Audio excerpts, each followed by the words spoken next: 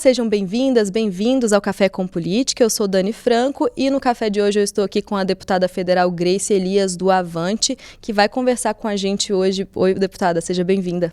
Muito obrigada, Dani, que alegria poder estar aqui com vocês. Bom, deputada, vamos começar com um assunto que é muito caro, né, para um dos campos em que a senhora atua, que é o agronegócio, que a gente teve. Vamos começar só com um assunto mais factual, que é a questão do registro de casos de gripe aviária que a gente teve aí no estado. Um problema que foi, né, teve um impacto importante nos Estados Unidos há um tempo. E que, bom, né, a gente que olha de fora, assim, né, vê como um motivo de preocupação comparando essas duas realidades. Como o setor está lidando com isso? Qual é essa preocupação, né, o nível de preocupação? E o que pode ser feito a nível também de legislativo, né, nesse sentido? Acho que é importante a gente começar ressaltando a força do agro no nosso país, né? Hoje, grande parte do PIB do Brasil é, na verdade, gerado pelo agronegócio. Nós temos defendido esse papel importante que os nossos produtores têm, né, da força que nós temos na questão também ambiental, da preservação. Hoje o Brasil, a lei obriga que 20% da propriedade seja preservada, mas nós no Brasil hoje temos, e principalmente aqui em Minas, a gente tem uma prática de 30% de áreas nativas. Em Minas Gerais tem 30% do seu território resguardado, ou seja, preservado. Essa questão da gripe, com certeza, é uma preocupação. A Frente Parlamentar da Agropecuária, na qual eu faço parte, como, né, um dos cargos de diretoria, tem trabalhado isso.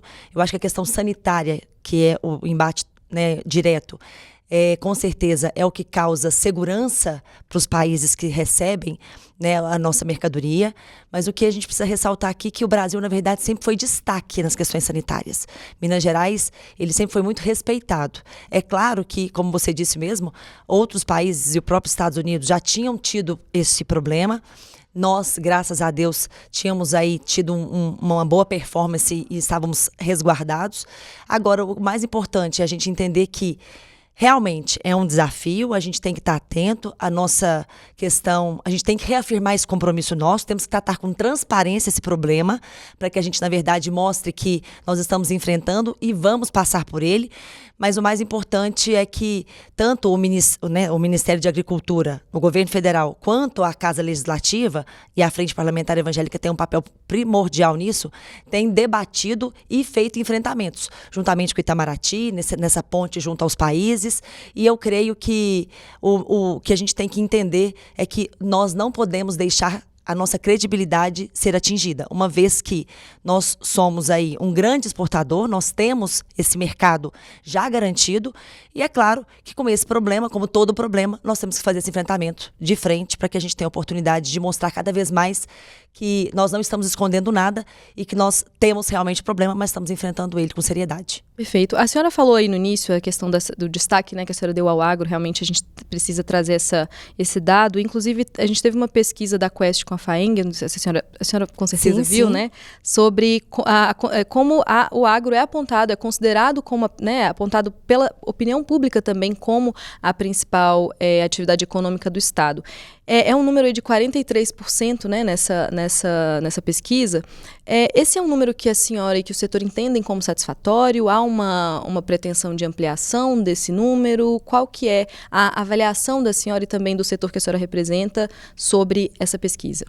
Acho que essa pesquisa trouxe um norte, que realmente o agro é visto pela população como um dos principais setores do nosso estado. O agronegócio, principalmente mineiro, a nossa bacia leiteira, que aí a gente, né, vai muito além, às vezes, da agricultura, mas principalmente a nossa bacia leiteira. Nós estamos tendo a Mega Leite aqui em Belo Horizonte, na Expo Minas, essa semana, o que demonstra que, na verdade, essa é a maior feira da América Latina, falando de produção leiteira. Nós temos 220 mil produtores de leite em Minas. Ou seja, quando a gente acorda, Dani, 220 produtores já ordenharam, ou seja, já acordaram bem cedinho, já fizeram a sua atividade e têm aí produzido, né, um grande PIB para o nosso estado. Ou seja, a população reconhece isso e é claro que a FAENG, juntamente com todos nós que fazemos parte da bancada, queremos ampliar e queremos, na verdade, aumentar ainda mais o conhecimento, principalmente de dados importantes, como esse dado que eu falei, que os produtores são os que mais preservam, né, no Brasil. Nós, produtores, né, damos uma grande parcela de contribuição nessa questão ambiental que nós temos discutido, e quando a gente fala de 20%, 30%, né, das propriedades sendo preservadas, são números que assim, a gente não tem em outro lugar do mundo. Quando a gente fala de Europa, a gente tem 5% da Europa preservada, enquanto nós temos aí 30%. Na verdade, 66% do Brasil é preservado, mas a legislação obriga o produtor, ou seja, nós já saímos produzindo ali, tendo que preservar 20% da nossa propriedade. A gente adquire uma propriedade para plantar. 20% daquela propriedade já precisa ser preservada em 20%. Isso é o que a legislação, o Código Florestal nos exige. A Europa tem 5% apenas dela preservada. Ou seja, quando a gente fala que o Greenpeace é o grande fomentador dessa questão de questões, e está na Holanda, a Holanda tem 1%. Ou seja, a gente precisa se apropriar desses dados, nós precisamos fazer com que os nossos estudantes, as nossas crianças, as famílias realmente entendam o que é o agro mineiro e brasileiro, para que a gente possa, na verdade, ter orgulho cada vez mais e falar com propriedade tudo que realmente o agro tem feito pelo Brasil. Nós vimos agora no agro mineiro, nós batemos as exportações da mineração, ou seja, pela primeira vez na história, o produtor rural, ou seja, tudo que nós temos de commodities do agro, bateu o que a mineração, que está no nosso nome, faz parte da nossa história.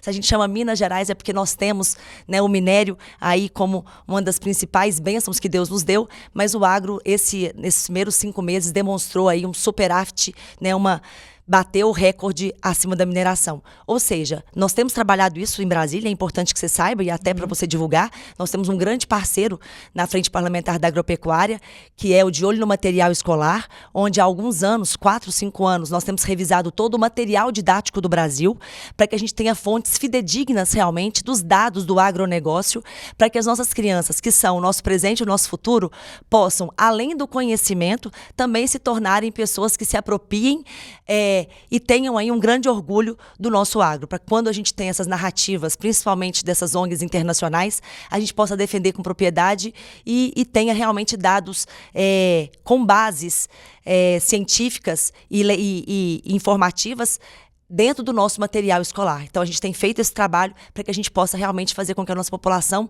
se aproprie disso e tenha a informação correta para que a gente possa defender cada vez mais o agronegócio, não só de Minas, mas do Brasil. E o que esse trabalho tem encontrado, assim, nesses livros? Assim, vocês têm encontrado muitas coisas, muitos erros, muitas questões assim? Infelizmente, sim. E o De Olho no Material Escolar tem feito esse trabalho juntamente a todas as editoras, quando tem um dado que tem uma fonte, e a fonte, quando é averiguada, não tem realmente a veracidade necessária, eles estão retirando do material. A gente está fazendo um trabalho até também de sugestões para que possam ser ampliadas as informações colocadas, e tem sido assim muito enriquecedor, porque a gente percebe que muitas das vezes, infelizmente, os dados que são colocados são, a gente ouviu, eles ouviram falar, alguém falou, e aí dessa fala, sem buscar a fonte realmente real, eles acabam replicando, o que não é correto. E aí as editoras têm aceitado essas sugestões e têm retirado dos materiais didáticos do Brasil. E aí é feita alguma sugestão de substituição ou por enquanto ainda está Com certeza. Eles têm um núcleo de trabalho de estudos e de científicos junto com a Embrapa, e a gente pega esses dados que são, né, já trazidos de forma real e fidedigna pela Embrapa, são indicados para as editoras, eles têm colocados, então, realmente dados com fontes reais. Entendi. E aí, agora falando, né, trazendo ainda nessa coisa do agro e tudo mais, a gente tem essa proposta do Zema, né, de dispensar o licenciamento ambiental para propriedades de até 1.000 hectares. A senhora já deu uma manifestação aqui que, né, é favorável a essa medida.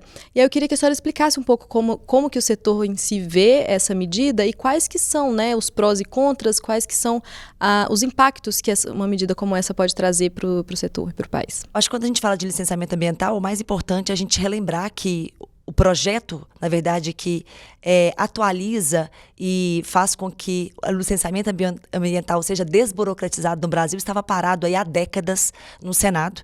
E agora, 2 semanas atrás, a ministra Tereza Cristina, a senadora Tereza Cristina, atualmente, conseguiu relatar, e foi uma grande vitória, não só para o agro brasileiro, mas também para grandes obras, porque toda a infraestrutura, né, quando a gente tem rodovias, grandes obras, a gente precisa de ter as licenças ambientais.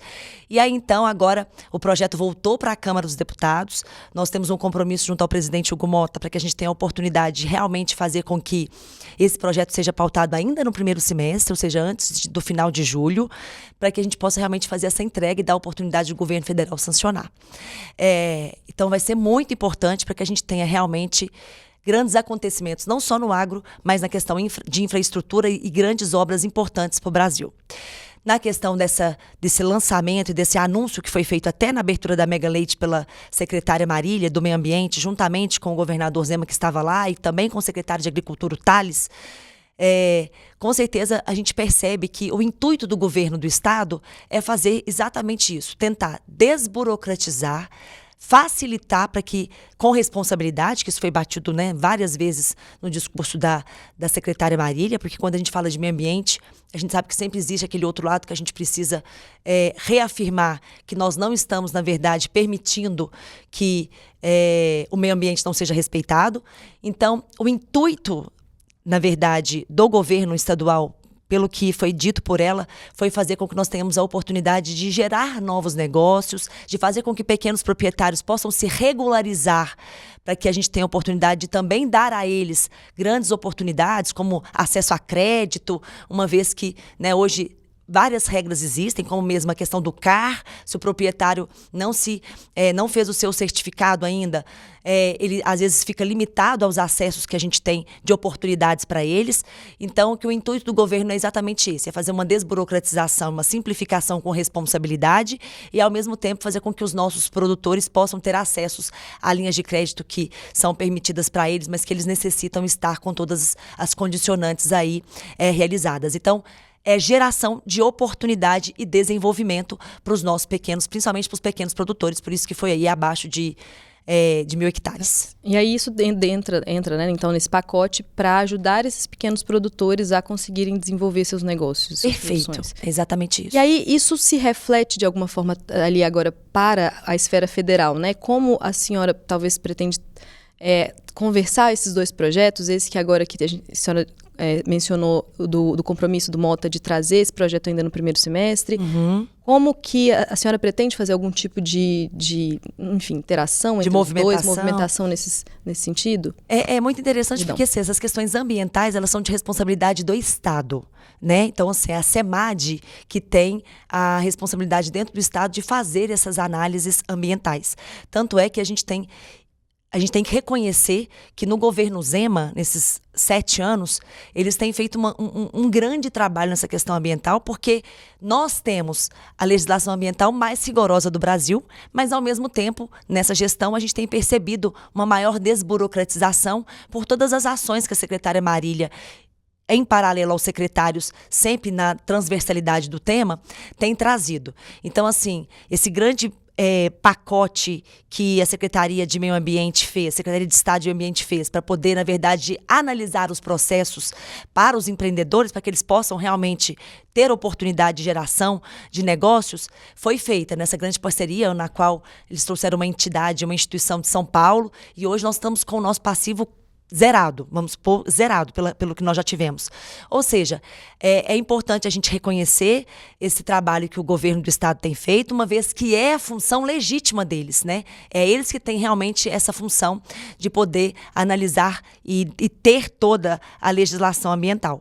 É claro que o governo federal tem o seu papel, tanto é que nós estamos votando no licenciamento ambiental, mas eu creio que como tem uma renúncia fiscal, no sentido de, né, uma vez que você está permitindo que eles não façam o licenciamento ambiental, existe aí também vários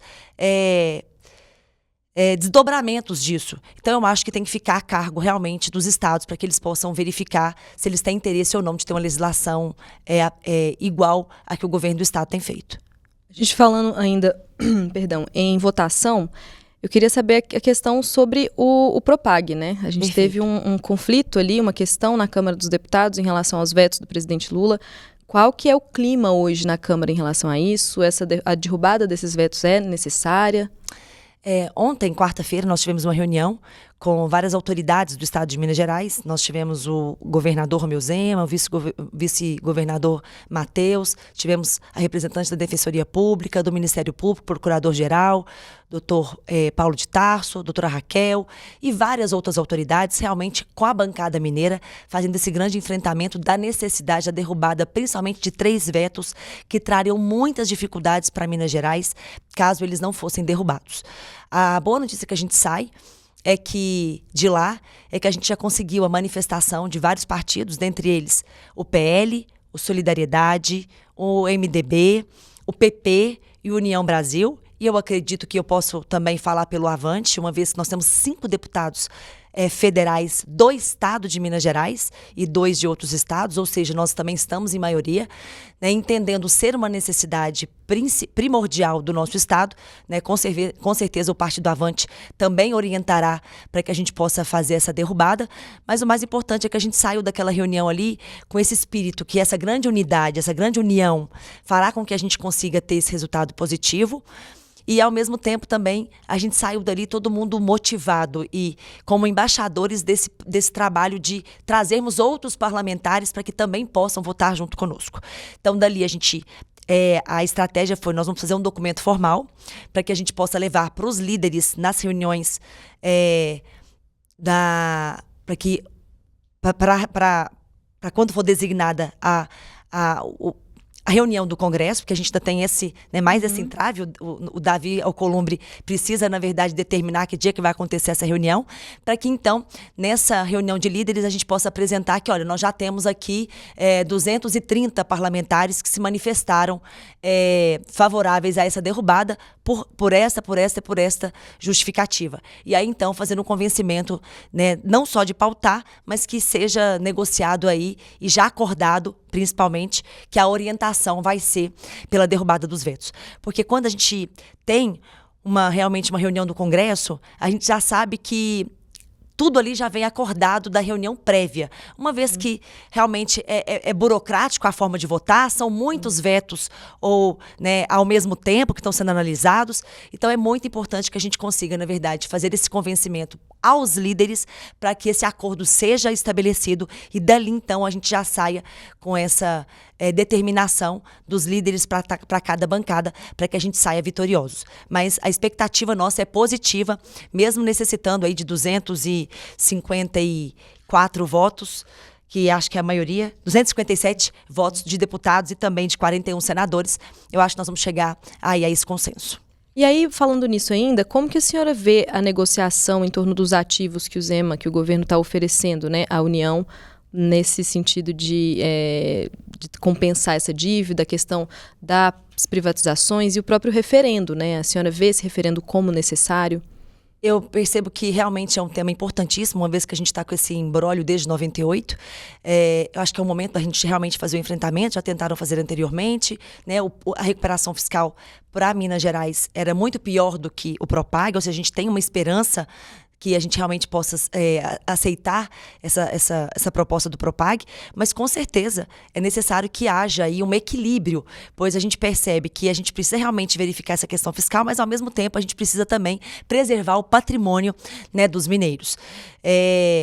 Com essa derrubada dos vetos, até conversando com o deputado Dorgal, que é o presidente da CCJ, tudo muda, porque aí a gente já tem, na verdade, precisamos reanalisar e reavaliar todos os bens que foram indicados, principalmente porque a gente entende que, às vezes,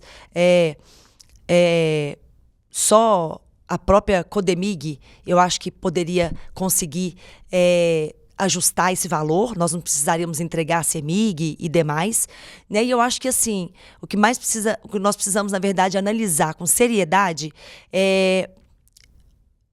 às vezes, o próprio faturamento que as empresas têm nos dado, a CEMIG, ela sempre tem superávit.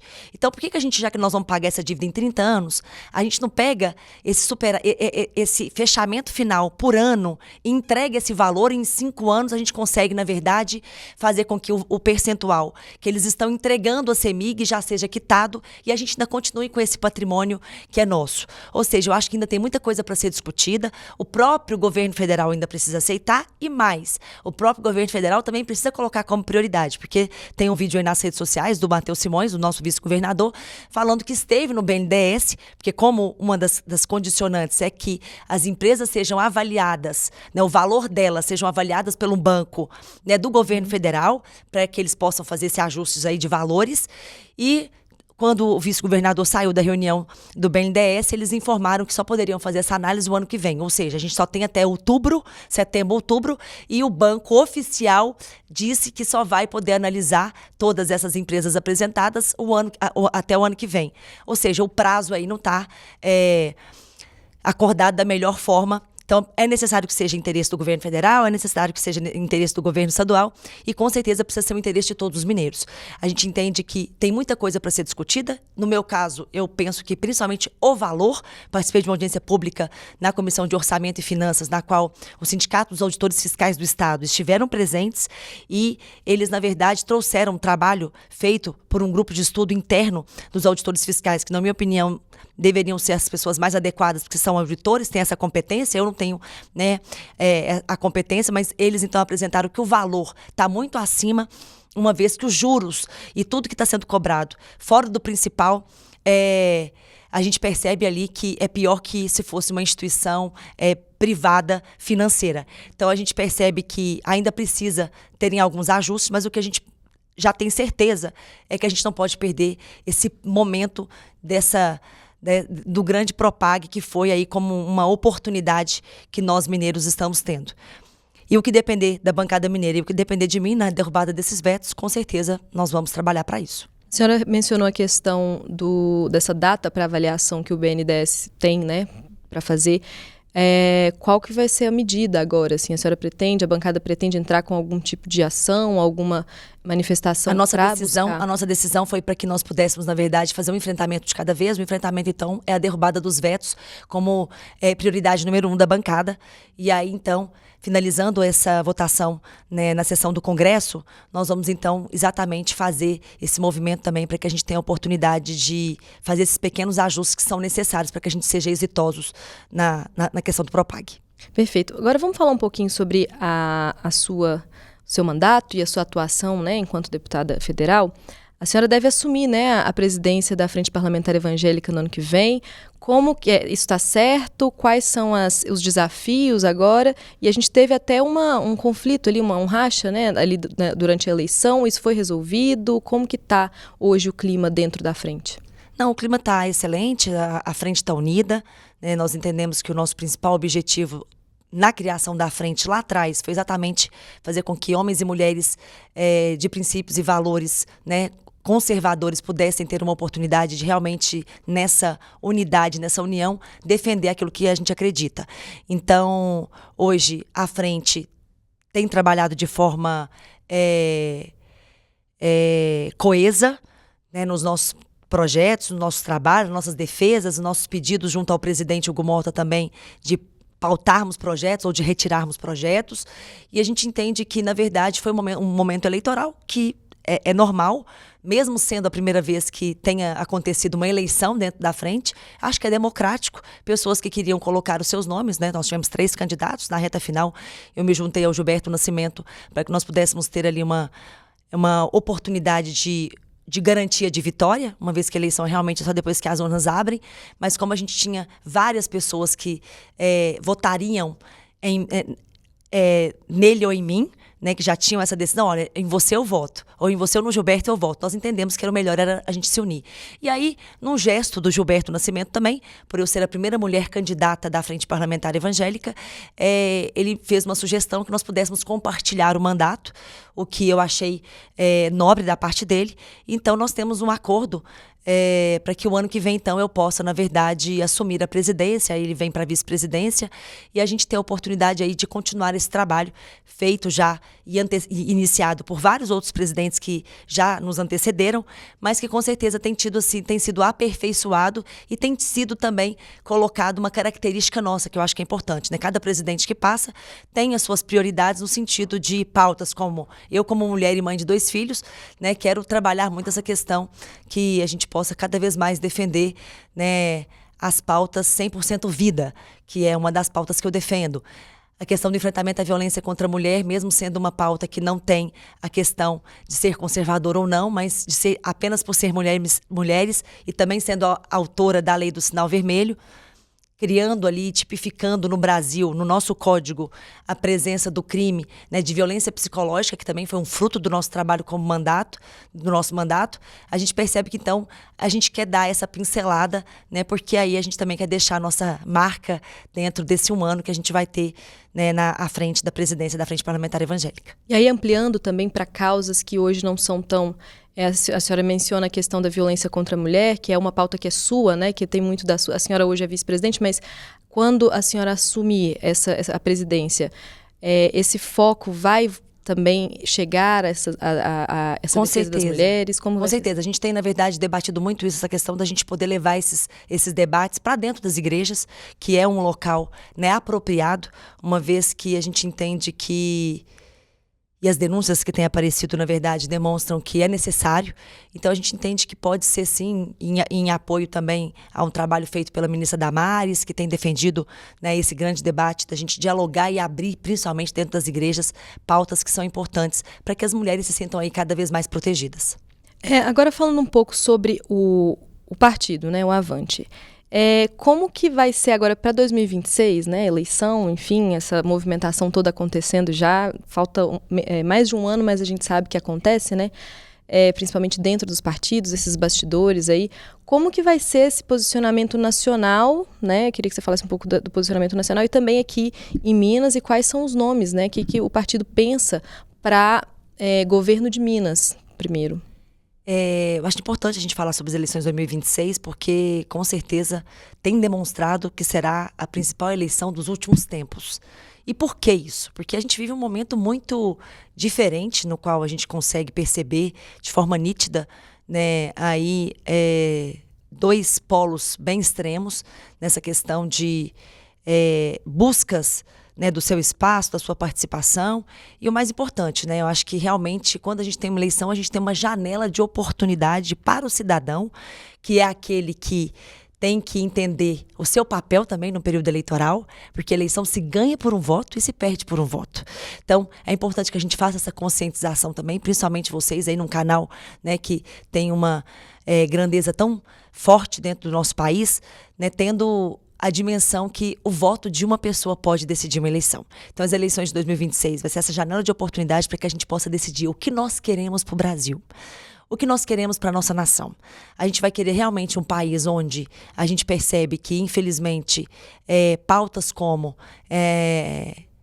a questão fiscal não tem sido tão valorizada ou priorizada, porque se a gente tem um governo que não faz cortes e que a cada vez mais incha a máquina, e a gente percebe que, tudo bem, ontem, né, lançaram a MP aí de cortes e contingenciamento, mas depois de muitos entraves, porque a Câmara dos Deputados e o Senado se posicionaram contra o projeto do IOF, né? Falamos que nós íamos derrubar, que nós não íamos aceitar aumento de tributos. Nós já tivemos 24 novos tributos ou reavaliação de tributos existentes que voltaram, ou seja, em 6 meses, em 1 ano e 6 meses, né? Em 3 anos de governo. Ou seja, é um governo que tem demonstrado que, na verdade, por mais que tenha um discurso de questões sociais, que quer priorizar as questões sociais, que é o mais pobre, o mais vulnerável, mas que, ao mesmo tempo, tem aí tentado inchar cada vez mais a questão tributária do nosso país. O pequeno e médio empreendedor, que são os maiores empreendedores do nosso país, porque hoje nós temos, né, um percentual enorme do nosso país com pequenos e médios empreendedores.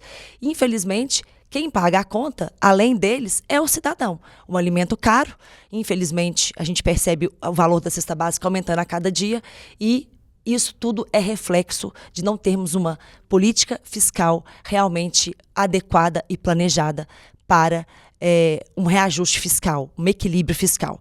Então, a gente percebe que o Avante hoje, né, e aí eu acho que a pessoa mais apropriada para falar sobre ele, o partido, é o presidente do Estado, né, que é um deputado federal e é de Minas Gerais. Mas o que eu posso dizer é que, neste momento, o cidadão precisa entender que a eleição é uma oportunidade para ele, que o voto dele decide, que ele precisa entender o que ele quer, ele precisa ser participativo, e as redes sociais fez isso, né, tem aproximado, né, as famílias com a política, isso é muito bom. E o que eu percebo é que é um ano das eleições, um ano e pouco das eleições, como você disse, a gente tem aí uma avenida aberta. Nós não temos nenhum candidato hoje oficialmente já colocado o seu nome, né? O que a gente tem é várias pessoas que entendem que poderiam ser candidatas, mas que, ou seja, tanto para governo quanto para vice e tanto 2 cargos de senadores, a gente aí que são as eleições majoritárias, e acho que a pergunta é nesse sentido, né, de nomes para majoritárias. A gente ainda tem aí uma oportunidade muito grande e muitas surpresas eu acho que vão acontecer, porque a gente tem o vice-governador como um pré-candidato, mas ainda nós não tivemos um lançamento oficial. O Zema, de forma extraoficial, o governador, falou que ele é o candidato da sucessão dele, que ele gostaria que fosse o candidato da sucessão dele. Mas até então, a gente não teve uma manifestação formal do partido. Também os demais nomes que apresentam na pesquisa hoje, a gente também não teve uma manifestação oficial deles. Ao contrário, né, tivemos até alguns pronunciamentos que nos causam dúvida se eles virão ou não. Ou seja, eu acho que ainda está um pouco cedo nesse sentido, mas o mais importante é a gente entender que a eleição de 2026 é um divisor de águas para o Brasil e que é uma oportunidade que o cidadão tem de fazer, através do seu voto, o Brasil continuar no rumo que está ou tentar fazer aí uma convergência para que o que nós acreditamos que é o nosso direito, o nosso potencial e para onde nós queremos deixar o Brasil aí para as nossas famílias e para nós também. Bom, pelo que a senhora traz, e também né, sobre o seu posicionamento dentro da Câmara, como oposição e tudo mais, a senhora não é a favor da reeleição, né? Certamente, assim, a senhora defende uma mudança. Atual governo? Eu sugiro, eu defendo uma mudança. E aí a gente tem, hoje, assim, o principal opositor do presidente Lula é o ex-presidente Jair Bolsonaro, mas que tem uma situação na justiça ali que o impede de concorrer até o momento. Então, assim, diante desse cenário, que tem a perspectiva de que isso mude, né, porque enfim, o processo já transitou em julgado, enfim, é muito baixa. E quais seriam, então, as alternativas que tanto a senhora quanto o partido também avaliam para esse campo da direita se lançar como, né, um nome viável que vá alcançar os votos ali? Eu acho que hoje o que nós podemos dizer e falar, as pesquisas, até saiu uma pesquisa ontem que o Jair Bolsonaro, né, estaria à frente do Lula se as eleições fossem hoje. E ele realmente é um nome que nos traz esperança pelo governo que teve, com várias dificuldades, Covid, pandemia, e ainda conseguimos fazer com que todas as empresas públicas pudessem ter superávit, que todas as empresas públicas pudessem demonstrar que, mesmo não sendo a função precípua do governo, porque o governo, a princípio, não deveria ter empresas, mas já que tem, que possa ser bem administradas e eficientes. Então a gente conseguiu, na verdade, eu fui vice-líder do governo Bolsonaro, né, eu fui a única mineira indicada pelo meu partido para que pudesse estar nesse cargo à época.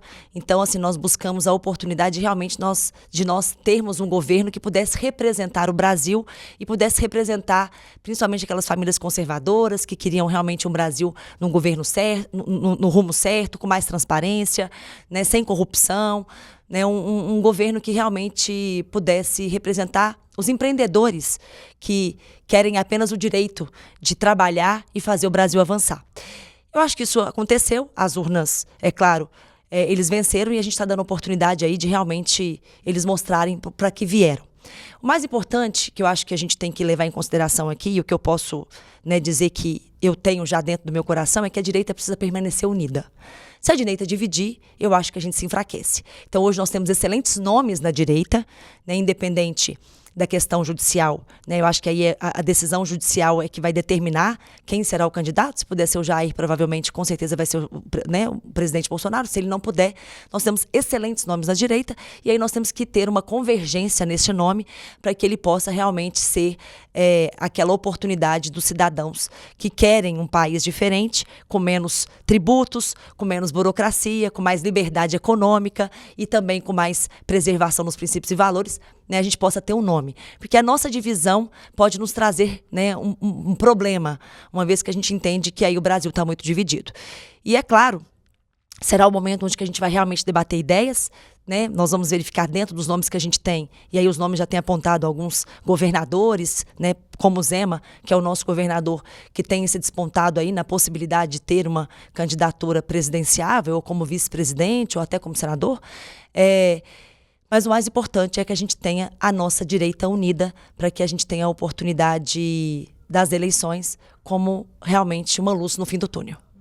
E aí, só que a gente tem né, assim, fazendo um paralelo, talvez, um parêntese aqui na conversa, porque a gente tem no Avante, ele tem uma questão ali de perfis distintos, né? Uma fragmentação. A gente tem a senhora que traz essa defesa, que foi vice-líder do ex-presidente Bolsonaro, enfim, mas que a gente tem, por outro lado, o André Janones, que é um defensor, desde a eleição, um dos defensores mais aguerridos nas redes sociais, principalmente, do presidente Lula. Como que é essa relação e como que a senhora vê essa posição do partido e essa posição hoje desses perfis diferentes, né? Então, eu percebo que, na verdade, é uma grandeza do presidente nacional, que é o deputado Luiz Tibé, em respeitar o perfil e os princípios dos deputados que compõem o partido dele. Desde a eleição, né, ele abençoou no sentido de eu já tinha sido vice-líder do governo, não fazia sentido algum e não condiz com o que eu acredito, caminhar dentro do que o partido estava propondo. Então, de forma respeitosa, né, ele teve aí, então, esse gesto comigo. E durante todo o mandato ele tem tido, né? A gente tem um diálogo muito bom, tem situações que, né, ele me convida para um diálogo mostrando a necessidade que a gente tem de também ter uma unidade partidária para que a gente possa ser respeitado e fortalecido dentro do Congresso e dentro da Câmara. Mas tem projetos que ele também entende, né, a base do meu mandato e de eu estar na política, e acaba me respeitando e me liberando. Então, assim, eu acho que a grandeza mesmo do presidente é em poder saber ouvir e aceitar o perfil de cada deputado que ele tem dentro da sigla dele. E aí a gente tem uma questão sobre o partido, que ele teve uma dificuldade ali de alcançar, né, a cláusula de desempenho, que só aconteceu depois que houve aquele reprocessamento de votos, enfim. Existe uma avaliação dentro do partido de fazer uma federação, uma fusão com outros partidos para garantir que não haja esse susto, né, vamos falar assim, nas próximas eleições? Qual que é a... O partido tem trabalhado de forma muito assertiva e com planejamento e estratégia para que ele possa, na verdade, se manter como partido avante e tentar realmente vencer essa cláusula de barreira para permanecer aí com o seu trabalho. É claro que diálogo e conversas, eu acho que o deputado e presidente já teve com várias siglas, né, porque acho que é natural, uma vez que está havendo esse movimento, né, da forma do União Brasil, se unir com o Progressistas, né, que já foi aí anunciado, agora essa questão do Podemos, também conversando com outras siglas, o próprio MDB também dialogando. Eu acho que o diálogo, ele existe, eu só não consigo, na verdade, falar com profundidade, uma vez que essas tratativas são feitas pelo presidente nacional, mas o mais importante é que, com certeza, ele tem buscado manter essa autonomia e essa independência. E aí, no decorrer aí dos próximos meses, até o prazo final, que eu acho que ele vai tomar essa decisão, pensando, é claro, em todos nós que fazemos parte do partido, mas também na sobrevivência partidária. E já tem alguma meta estabelecida, por exemplo, de quantos deputados o partido quer eleger? Ele pretende, essa... Nas eleições municipais, a gente percebe que ele trabalhou de forma estratégica para ampliar estados, que é uma das condicionantes também, votação, né, em número de estados. Então, ele avançou muito na Bahia, né? Nós já trouxemos até um deputado que estava numa janela e a gente teve a oportunidade, o Neto Carleto, que agora até vai ser o líder do partido, sendo da Bahia, ele conseguiu já nas eleições municipais fazer uma ampliação grande do número de prefeitos eleitos. A gente percebe também que ele fez um trabalho estratégico junto ao prefeito Ricardo Nunes e no estado de São Paulo para também tentar ampliar o número de prefeitos eleitos no estado. Ou seja, a gente percebe que ele tem trabalhado nos momentos certos e oportunos para fazer o fortalecimento e cumprir aí a cláusula de barreira, que é realmente uma condicionante para a sobrevivência do partido. Senado, a senhora até mencionou mais ou menos ali, mas não, né? Vocês não têm nenhum tipo de... nenhuma definição sobre alguém que vocês querem lançar, ou se vocês já têm essa pretensão? Não. A princípio, o partido ainda não fez essa manifestação formal de candidatura própria para o Senado. E aí a gente fala agora sobre a questão da bancada mineira, que a senhora, né, a senhora traz muito atuante nesse sentido, trabalha muito ali com os deputados. Vai ter eleição, né, para coordenação. Sim. A senhora vai ser candidata? A bancada mineira, nós compomos aí, né, 53 deputados. É uma bancada forte, uma bancada expressiva, uma bancada que tem voz. E o nosso trabalho é exatamente sempre nesse propósito, de nós valorizarmos cada vez mais um estado que é tão importante, uma vez que quando a gente tem eleição nacional, o que que se dizem? Quem ganha em Minas Gerais, ganha no Brasil. Ou seja, isso demonstra a grandeza do nosso estado e a força que nós temos. Então, e eu tenho defendido que isso precisa ser retratado e ser, na verdade, levado também para a força da nossa bancada. Nós precisamos trazer isso para o mandato e não somente isso no período eleitoral. Então, eu tenho trabalhado junto com os pares para que a gente tenha, né, um trabalho cada vez mais forte nesse sentido, para que a gente possa participar de decisões importantes, como foi agora a eleição da mesa e a gente não ter nenhum mineiro. Eu falei, né, até com o próprio coordenador, que eu entendia que faltava ali uma articulação nossa, porque nós temos deputados em grandes partidos que têm espaço, uma vez que os espaços são todos negociados pelo tamanho dos partidos, então que, no meu ver, nós tínhamos perdido uma oportunidade como bancada e como um estado tão forte de ter ali representantes dentro da mesa diretora da Câmara, dentro dos outros cargos que existem dentro da mesa, para que nós tivéssemos ali até uma oportunidade de voz. E nesse sentido, então, quando eu entrei, principalmente em 2019, 2020 e 2021, eu entendi que nós não tínhamos regras claras para as eleições, né, da coordenação. Então, foi uma proposta minha também, junto aos deputados, para que nós pudéssemos votar uma normativa interna, né, um regimento interno da bancada, como outros estados têm, para que nós tivéssemos a oportunidade, então, de, primeiro, sendo 53 e um mandato de 4 anos, dar oportunidade para mais pessoas, né, terem essa oportunidade de realmente coordenar a nossa bancada. Então, nós votamos o regimento e agora, então, nós vamos ter eleições anuais. A cada ano, nós vamos ter um coordenador. O que eu acho que vai ser bom, porque a gente vai ter uma rotatividade, você vai ter um ano para mostrar o seu trabalho e fazer essas pontes, que eu acho que é o principal trabalho da coordenação. A princípio, quando a gente teve a oportunidade, então, de votar o regimento interno, a gente decidiu que nós teríamos, então, a eleição logo agora, para que nós pudéssemos, então, fazer a troca da coordenação, uma vez que o coordenador já está há 2 anos. E aí, então, a gente colocou essas eleições para a próxima terça-feira, às 5 horas.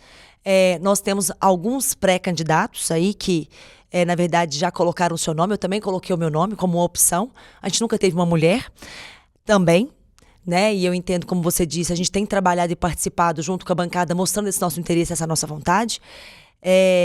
Mas nada, na verdade, opõe da gente tentar fazer, na verdade, uma grande composição, de não termos eleição, de termos ali uma negociação que seja um nome, né, indicado por toda a bancada, né? Eu acho que é importante a gente ter um entendimento de quais as pessoas que gostariam, como acho que a gente tem 4 pré-candidatos, para que nós pudéssemos, então, começar os diálogos, para que a gente possa tomar essa decisão aí até a terça-feira, se não me engano, 12:00 ou 14h, que é o horário que o coordenador colocou para que quem quisesse se inscrever pudesse ter aí a sua oportunidade de inscrição.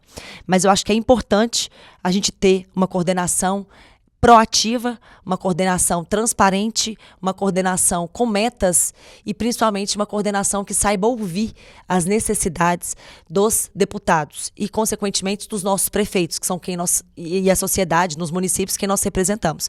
Eu acho que a minha proposta é fazer um trabalho conjunto com a Associação Mineira de Municípios para que a gente tenha a oportunidade de projetos que são importantes para os municípios sejam encampados pela nossa bancada, né, pela coordenação, para que a gente possa ter não só o presidente da MM e da Confederação Nacional dos Municípios, da CNM, defendendo, né, esses projetos que são importantes, que a gente possa fazer, na verdade, esse trabalho de forma conjunta para somar esforços.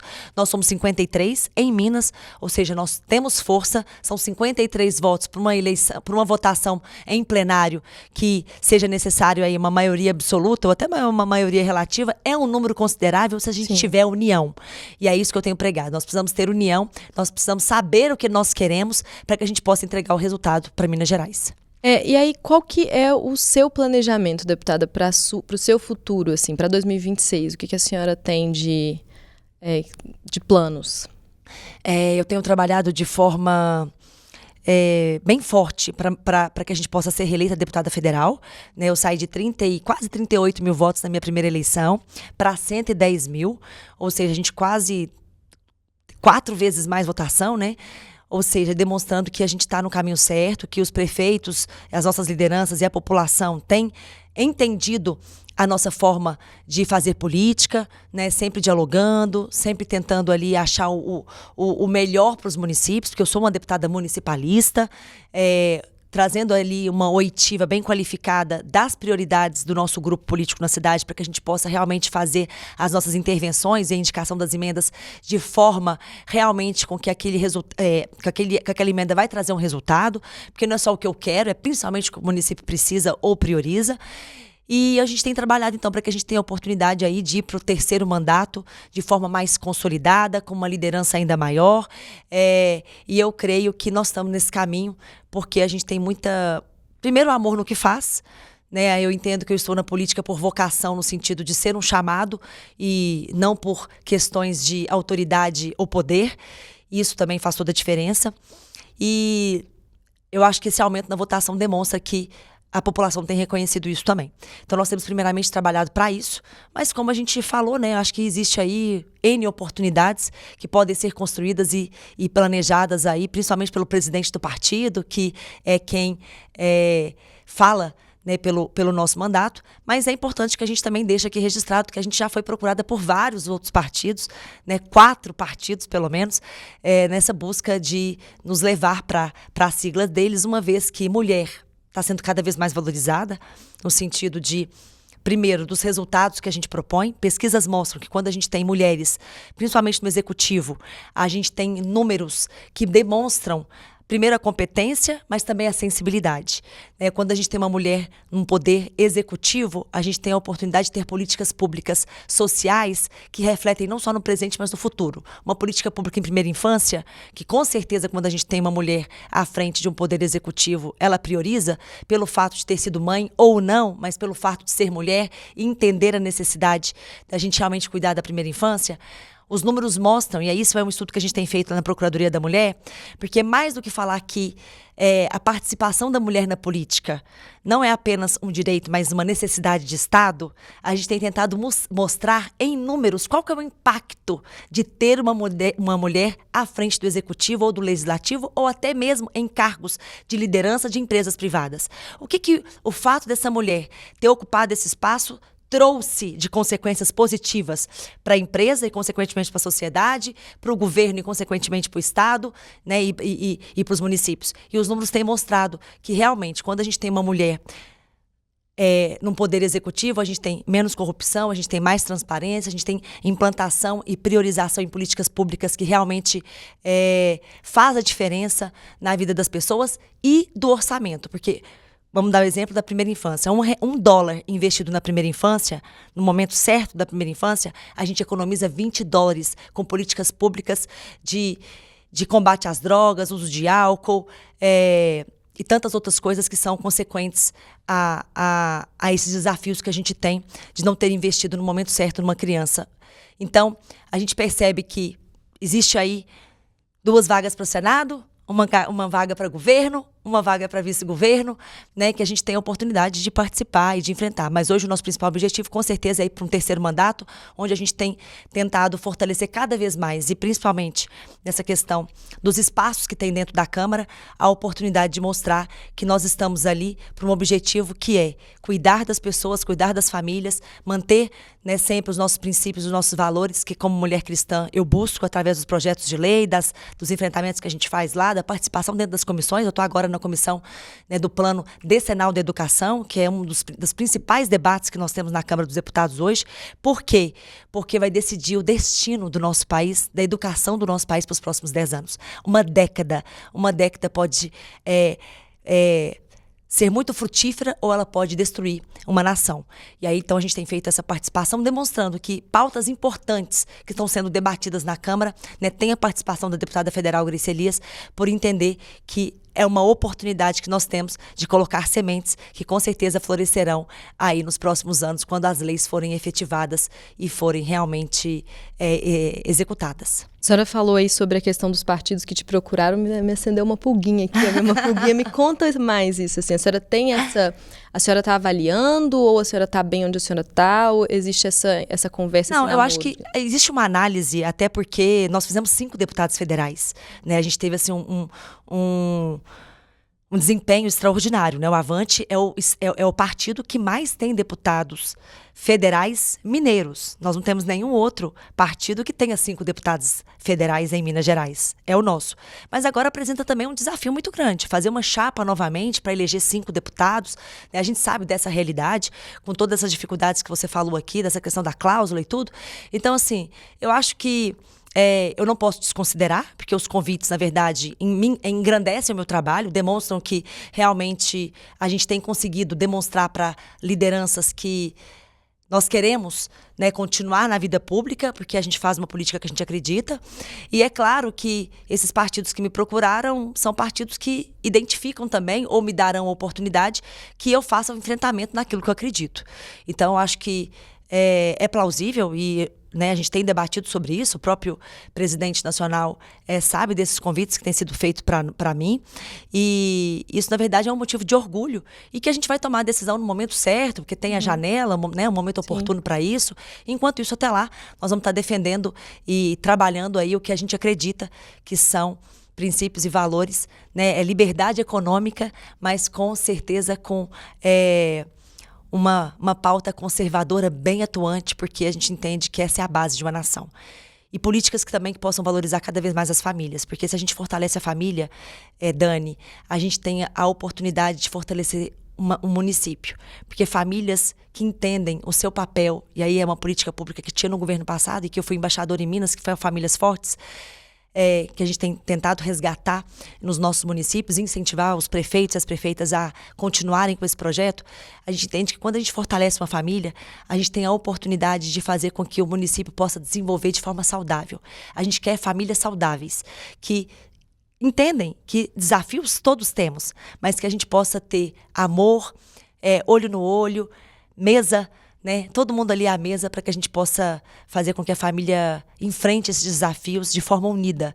E com certeza isso é um reflexo imenso para o nosso estado e para o nosso país. Então a gente tem feito esse enfrentamento de forma muito séria no nosso mandato, sabe? E ao mesmo tempo a gente tem tentado buscar oportunidades de participar de pautas que às vezes não são recorrentes de participação de mulheres, igual o IA, né, inteligência artificial.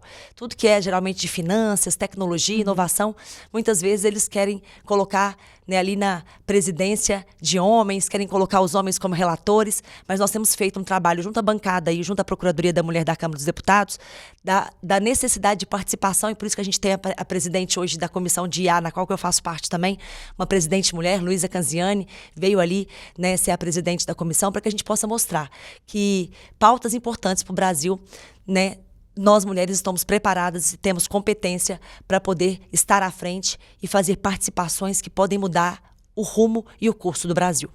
Perfeito, deputada. Muito obrigada por essa conversa. Sucesso para a senhora na sua caminhada. Muito obrigada, Dani. Muito obrigada mais uma vez, né, a todos vocês, a toda a equipe aí do Café com Política. Fica aqui, mais uma vez, o meu agradecimento e coloco meu mandato à disposição para que a gente possa construir juntos, porque, com certeza, as pontuações que vocês fazem, principalmente a imprensa, né, juntamente sendo a voz da sociedade, nos ajuda muito para que a gente tenha aí a oportunidade de fazer projetos de leis, que é a nossa principal função, como legisladores, que possam realmente impactar a vida dos nossos cidadãos. Muito obrigada. Perfeito, até a próxima. Obrigada a você também que assistiu ao Café com Política de hoje.